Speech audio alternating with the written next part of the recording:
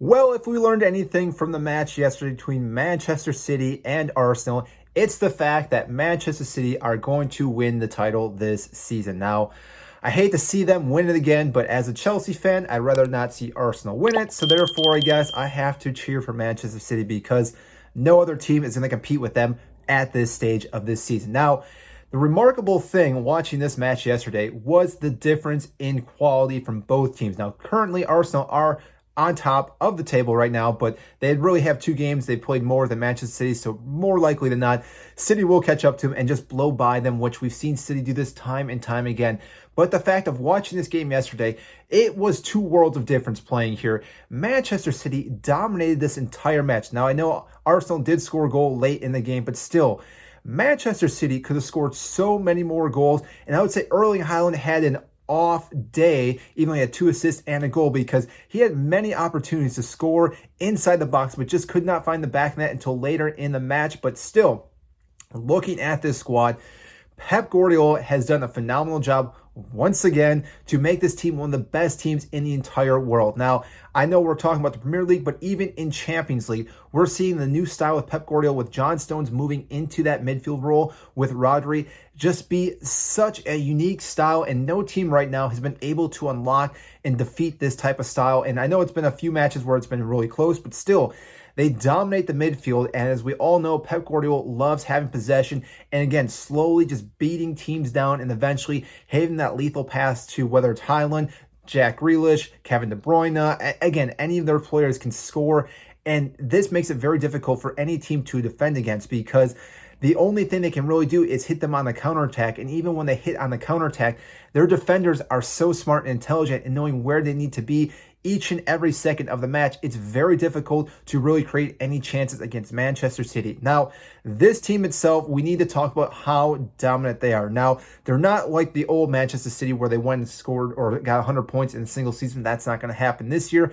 But I would argue that this is possibly one of the best Manchester City sides I've ever seen. And part of the reason is because Erling Haaland. Now, we all know how freakishly good this guy has been for the club itself, but really, he's definitely brought a whole nother element to Manchester City. And it's not just the goal scoring. It's not just the assist. It's the play and the work style that he brings now, because with his size, his mobility, his touches, he's able to do pretty much every single thing you'd want out of a player. He's able to dribble, shoot, pass, but also hold the play up, which again has been remarkable for Manchester City this season, because when they ping the ball up to him, he's able to bring it down, hold off the CB, play it to Kevin De Bruyne or one of the wing players, and therefore, again, they're able to almost hit you on the counterattack themselves, even though they're not doing a counterattack style. And it's very unique, because if he does that, again, he can run into open space, or slowly but surely they can move the ball up into your own box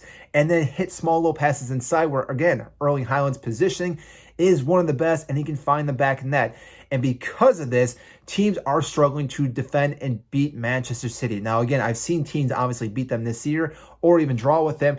And due to that is just because sometimes teams have an off day. But right now, Manchester City are firing on all cylinders.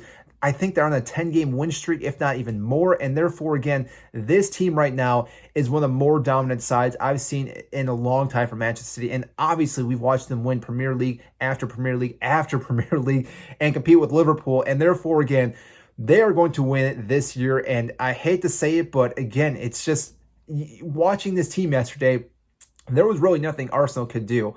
And being the top of the table right now, you'd expect Arsenal to have a pretty good fight in this match. But still, Pep Guardiola, the tactics, the players, again, just were able to dominate this entire match. And I would even argue, of all the players in the Premier League right now, there's maybe a handful of players that you could pluck from their teams and place them into the starting 11 for Manchester City. And again, it would even be arguable, because probably their weakest link might be Jack Grealish of all their players, who has been on fire these last couple of months, and it would be very difficult to play a player over him as well.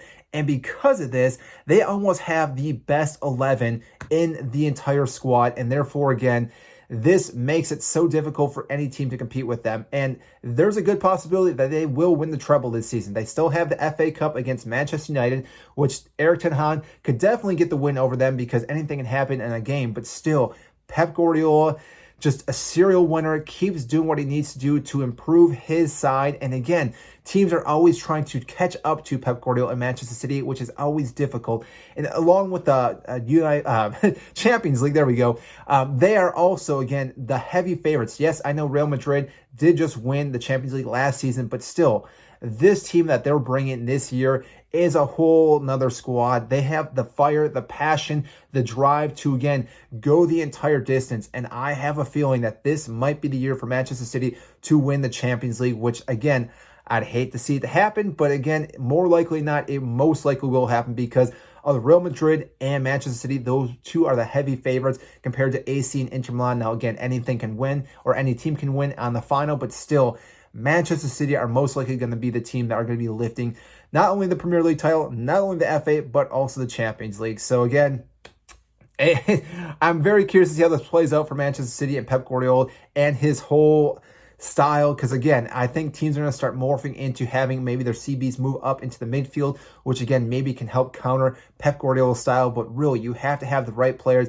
the right skill sets, and finding the players that can adapt to this formation. If you don't, you're obviously going to struggle and give up a lot of goals. And therefore, again, Pep Guardiola, genius, does it once again with his formation. And again, just you have to enjoy when a manager knows how to make players so much better, and Pep Guardiola is the best at doing it. So, like I said, they are most likely winning the Premier League this season, even though Arsenal are still top. But again, I don't think anyone's going to beat them this year. So that is all I have for you today. If you did enjoy this video, make sure to hit the like button and subscribe down below. I greatly appreciate it, and I'll see you in our next video.